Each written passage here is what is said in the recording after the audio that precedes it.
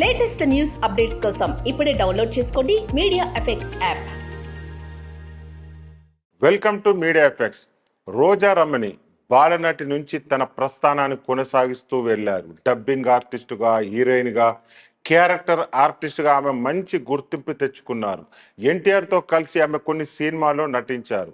ఆయన దర్శకత్వం వహించిన సినిమాల్లో కూడా ఆమె ముఖ్యమైన పాత్రలను పోషించారు. ఆ విషయాల గురించి తాజాగా ట్రీ మీడియా వారికి ఇచ్చిన ఇంటర్వ్యూలో రోజా రమణి మాట్లాడారు. రామారావు గారి దర్శకత్వంలో ఒక సినిమా చేస్తున్నాను. ఆ cinema shooting Vijayawada Krishna barrage పై జరిగింది. నేను ఆ బ్రిడ్జ్ పై నుంచి నదిలో దూకేయాలి. కెమెరా డిపార్ట్మెంట్ వాళ్ళు బ్రిడ్జ్ కింద ఉన్నారు. దూకుతున్నట్టుగా నేను మూమెంట్, కెమెరాలో నా ముఖం కనిపించాలంటే నా కాళ్ళ కింద స్టూల్ లాంటిది కావాలి. కానీ అది అందుబాటులో లేదు. దగ్గరలోని వ్యక్తి దగ్గర ప్లాస్టిక్ క్యాన్స్ ఉంటే వాటిపై నిలబడమని ఎన్టీఆర్ చెప్పారు. ఆ క్యాన్స్ జరగకుండా పట్టుకోమని అబ్బాయికి చెప్పారు. ఆ క్యాన్స్ నా బరువుకు ఆగేలా లేవు.